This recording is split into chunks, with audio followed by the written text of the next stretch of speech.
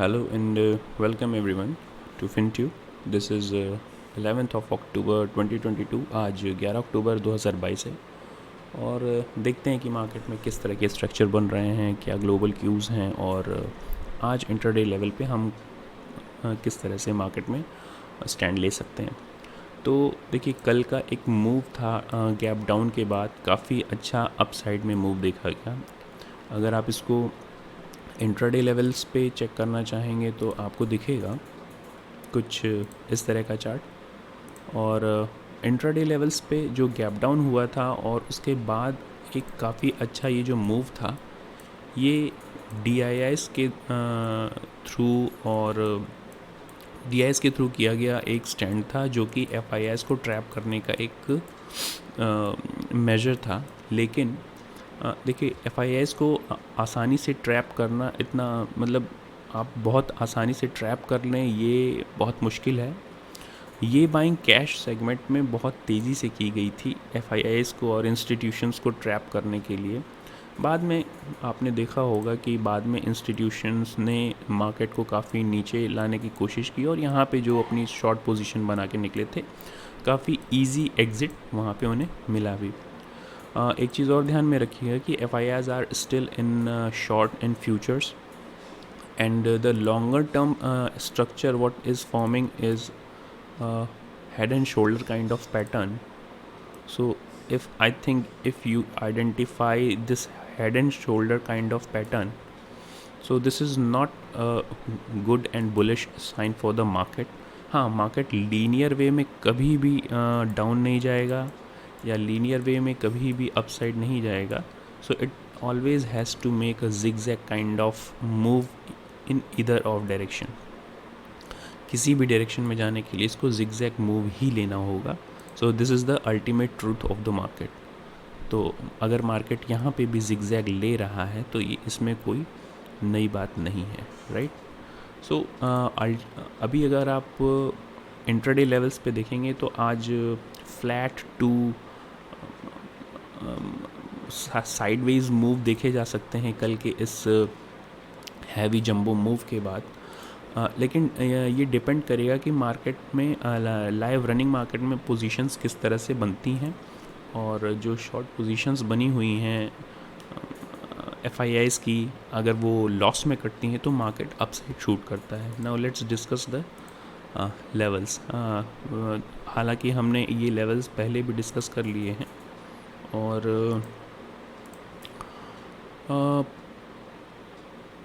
पहले के लेवल्स हमारे almost 39,500 which plays a major resistance here.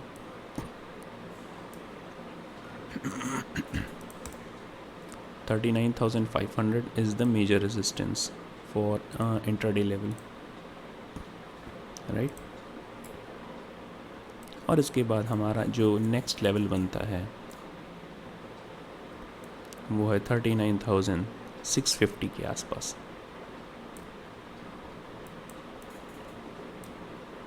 Down side में लेवल्स अगर हम देख रहे हैं तो डाउन साइड में अगर हमें 39,800 काफ़ी अच्छा हमारे लिए एक support 39,850 to be more specific. और इस लेवल्स को हम ब्रेक करते हैं 38,800 को तो 38,500 to 550 we can already touch this,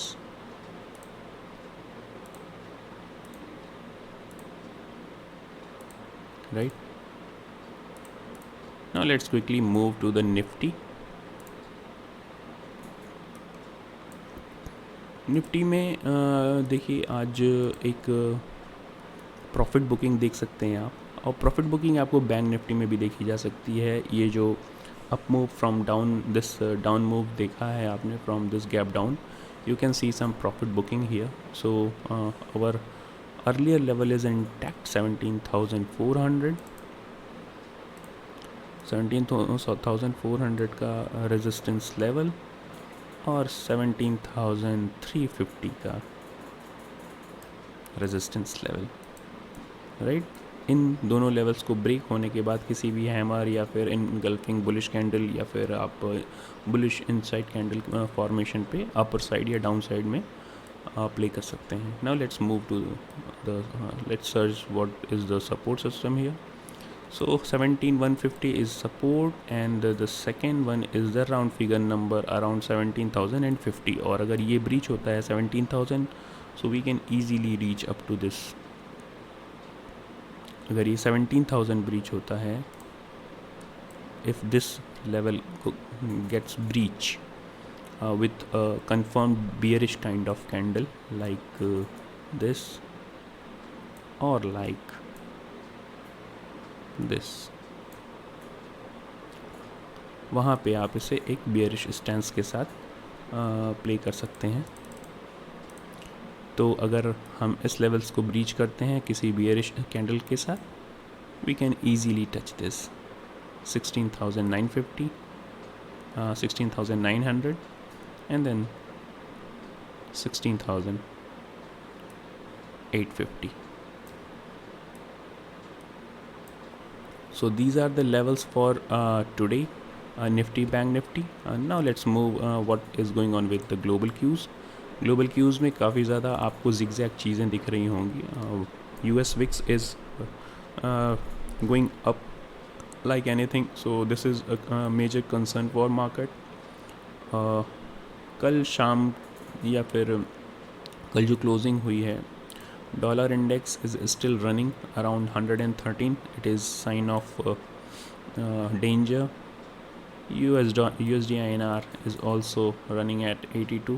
That is not good for us.